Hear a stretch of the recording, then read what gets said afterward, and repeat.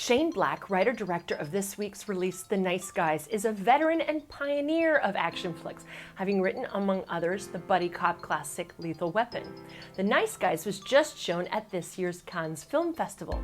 Is this new flick starring Russell Crowe and Ryan Gosling the must-see that its standing ovation at Cannes suggests? I'm Leslie Como, Cinema Siren, and this is my review. Cinema Siren!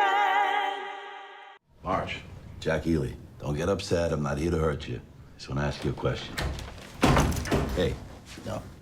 How stupid do you think I am? Ever since your little visit the other day, this little baby's gonna stay right here.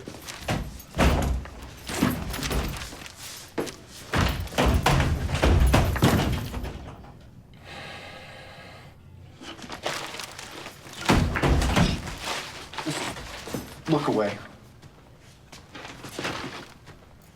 You know there's a mirror here, right? Close your eyes. Last year, buzz got out and spread far and wide about the fun stars Ryan Gosling and Russell Crowe had filming The Nice Guys. This led to conjecture as to whether off-screen chemistry and friendship would translate to chemistry on-screen and subsequently a great movie. Gratefully, it does.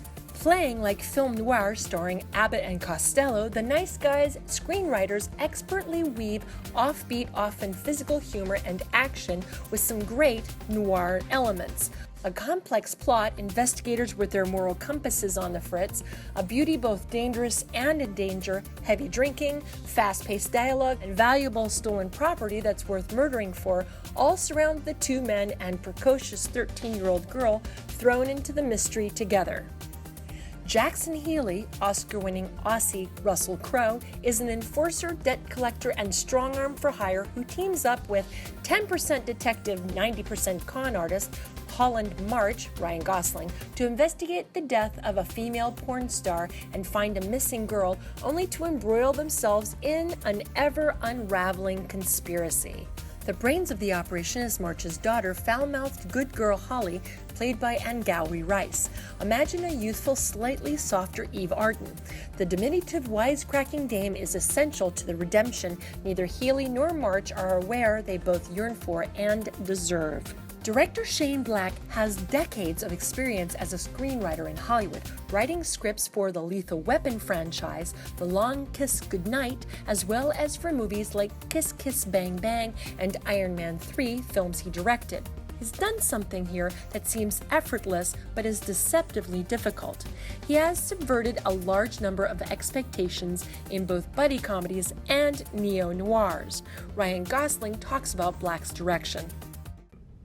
It's like he has an Aikido style of directing. You know, he's able to take obstacles and turn them into opportunities, and he can subvert a cliche better than anyone, and he also can play with those. So it's like when you watch a movie and you think, oh, that always happens, or that's a trope, or whatever it is. As an audience member, there's some part of his brain that's watching the scene constantly from that perspective, and he's always wanting to call it for what it is, and it keeps it exciting because you never know kind of where the scenes are going to go.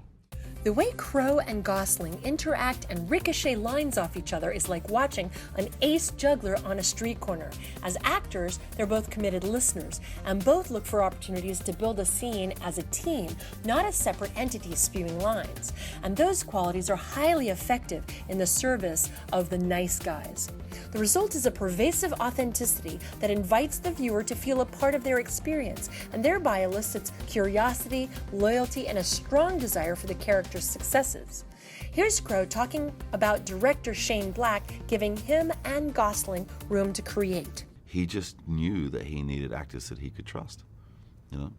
So, and try to control us overly, you know? I mean, he, just like Joel Silver, he did try and make us stop laughing every now and then, which is, once Ryan gets me going, it's very difficult for me to actually get serious again. But, you know, that thing of like setting a platform for the two of us and encouraging us to just launch ourselves into it, you know, that was refreshing and it was fun, and it led to a lot of laughter on the set and a lot of very absurd conversations, you know, where you're sitting with Ryan discussing the best way to break his arm.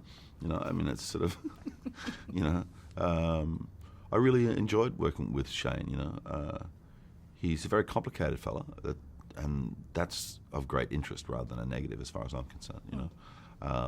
And I think that's what attracted me really to the script, because it has a density in the narrative that I just simply would not expect, you know, from contemporary comedy, you know. With an Oscar winner and nominee heading this cast, you'd think a 13-year-old co-star would be left floundering behind, but Angourie Rice shines as brightly as either of these international stars. A great find who showed her talent in 2015's apocalyptic indie bummer These Final Hours. She's not only one to watch, but a near-guaranteed ingenue A-lister in the making. For fans of Matt Bomer, and they are legion, the role he plays is unlike any other in his career, and he takes to it alarmingly well. There's no better way to sum up the value of The Nice Guys than to watch Angourie Rice explain perfectly why The Nice Guys is the potential box office bonanza badly needed for Warner Brothers going into the summer movie maelstrom, whilst showing her considerable sass. What people will like about this movie is that it is the perfect balance of drama, comedy, and action, all rolled into one. And there are so many boss moments. Especially for me, there are moments when I feel like a boss. I give The Nice Guys an A. You'll find it a hoot and a pleasure to be taken along on the cinematic adventure. Their fun in making it translates to our fun in watching it. For Cinema Siren, I'm Leslie Conwell.